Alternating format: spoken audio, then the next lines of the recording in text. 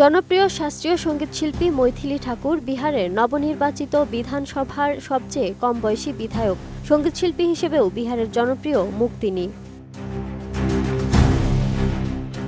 সম্প্রতি নভেম্বর 2025-এর নির্বাচন ভারতীয় জনতা পার্টি বিজেপি প্রার্থী হিসেবে দ্বারভাঙ্গা জেলার আলীনগর বিধানসভা আসন থেকে জয়লাভ করেছেন। মাত্র 25 বছর বয়সী মৈথিলী ঠাকুর রাষ্ট্রীয় জনতা দলের আরজেডি প্রার্থী বিনোদ মিশ্রকে 11,000-এর বেশি ভোটের ব্যবধানে পরাজিত করেন। রাজনীতিতে যোগ দেওয়ার আগে মৈথিলী ঠাকুর একজন বিখ্যাত লোকসঙ্গীত শিল্পী ছিলেন এবং সোশ্যাল মিডিয়ায় তার গান লক্ষ লক্ষ মানুষের কাছে জনপ্রিয়তা পেয়েছিল।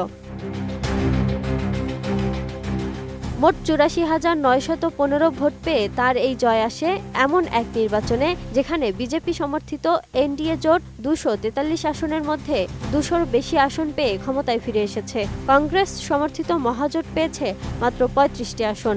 নির্বাচনী ফল ঘোষণার পর এনডিটিভিকে দেয়া প্রতিক্রিয়ায় মৈথিলী জানান, তিনি একজন বিহারি হিসেবে গর্বিত। আমি বুঝি নির্মাণের শিল্প, সালাম স্টিল বোঝে ডিউরেবিলিটি। সালাম স্টিল, মোস্ট ডিউরেবল স্টিল। রাজনীতিতে তরুণদের অনীহা প্রসঙ্গে মৈথিলী বলেন, সংবেদনশীল ও মেধাবী মানুষদের রাজনীতিতে আসাটা জরুরি। তিনি জানান, তার ভক্ত ও শুভাকাঙ্ক্ষীরা রাজনীতিতে না আসতে সতর্ক করলেও তিনি বিশ্বাস করেন পরিবর্তন সম্ভব। সেটারই উদাহরণ তৈরি করতে চান তিনি। সবচেয়ে বড় চ্যালেঞ্জ ছিল নির্বাচনী প্রচারণার সময় তার বিরুদ্ধে ছড়িয়ে পড়া বিভিন্ন নেতিবাচক মন্তব্য। মৈথিলী বলেন, শুরুর দিকে অনেক কেঁদেছি, মানুষ নানা মন্তব্য করত, আমার সক্ষমতা নিয়ে সন্দেহ করত। এখন কঠোর পরিশ্রম করে তাদের ভুল প্রমাণ করব। তিনি আরও জানান, রাজনীতির পাশাপাশি সঙ্গীতও চালিয়ে যাবেন। সঙ্গীত তার জীবনের বড় অংশ হয়েই থাকবে। 2000 সালের 25 জুলাই জন্ম নেয়া মৈথিলী ঠাকুর দেশের জনপ্রিয় তরুণ লোকসঙ্গীত শিল্পীদের একজন। শাস্ত্রীয় ও লোকসঙ্গীতে ছোটবেলা থেকেই প্রশিক্ষণ পেয়েছেন। তিনি দিল্লির দ্বারকারবাল ভবন ইন্টারন্যাশনাল স্কুলে পড়াশোনা করেন। পরে দিল্লি বিশ্ববিদ্যালয়ের ভারতী কলেজ থেকে 2022 সালে বিএ প্রোগ্রাম সম্পন্ন করেন।